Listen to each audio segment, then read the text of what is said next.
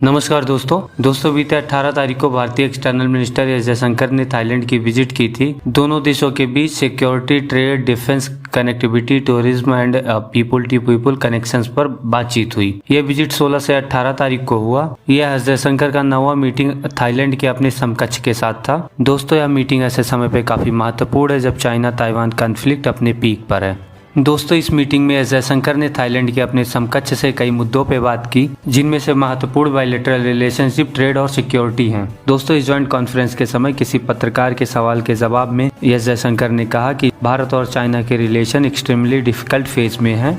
इसके कई रीजंस हैं। साथ ही साथ एस जयशंकर ने कहा कि इन सब की वजह जो चाइना ने बॉर्डर पे किया है वो है। एस जयशंकर ने कहा कि हम नहीं जानते चाइना की मंशा क्या है, पर हम चाइना से कहेंगे कि चाइना अपनी पुरानी स्थिति जो 2 साल पहले थी उस पर वापस चला जाए। दोस्तों, ऐसे समय में जब चीन और ताइवान के बीच युद्ध दहलीज पर पहुंच गया है, चाइना चाहता है कि भारत और चाइना के बीच जो तनाव हो वो कुछ कम हो जाए। दोस्तों, ऐसे समय पर जब चाइना और ताइवान के बीच युद्ध दहलीज पर पहुंच गया है, दोनों देश एक दूसरे के आमने सामने आकर खड़े हो गए हैं, एक दूसरे के सामने हवाई अभ्यास कर रहे हैं। भारत और चाइना के बीच जो बॉर्डर डिस्प्यूट्स है वो कुछ हद तक कम हो जाएं। दोस्तों, ऐसे में चाइनीज एक्सटर्नल अफेयर मिनिस्टर वांग यी ने भारत के external affair minister S Jaishankar के कमेंट पर जवाब देते हुए कहा, वांग यी ने कहा कि ये दोनों के लिए डिफिकल्ट है, यह एक डिफिकल्ट समय है फॉर एशियन सेंचुरी। वांग यी ने कहा कि अगर भारत और चाइना एक साथ आ जाते हैं तो यह सदी एशिया की सदी होगी, वहीं अगर भारत और चाइना एक साथ नहीं आते हैं तो यह एशिया की सदी के लिए काफी घातक होगा। वांग यी ने कहा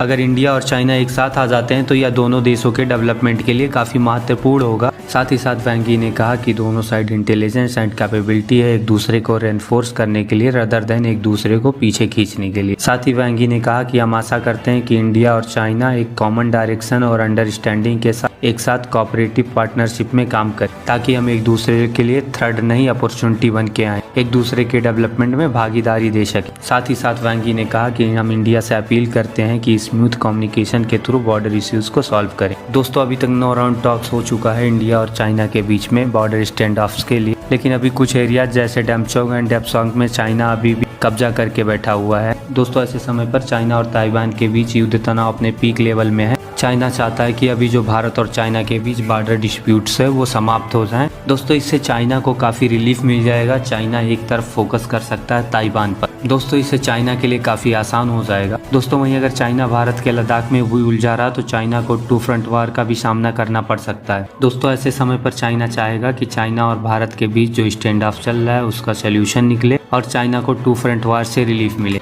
दोस्तों, चाइना की तरफ से ये एक सोची समझी स्टेटमेंट है। दोस्तों, चाइना का यह स्टेटमेंट ऐसे समय पे काफी मायने रखता है जब चीन और ताइवान की एयरफोर्स एक दूसरे के सामने हवाई अभ्यास कर रहे हैं। थैंक यू दोस्तों, मिलते हैं एक और नए वीडियो में। अगर आपको यह वीडियो पसंद आया तो कृपया कर लाइक करें, चैनल को सब्सक्राइब करें। जय हिंद।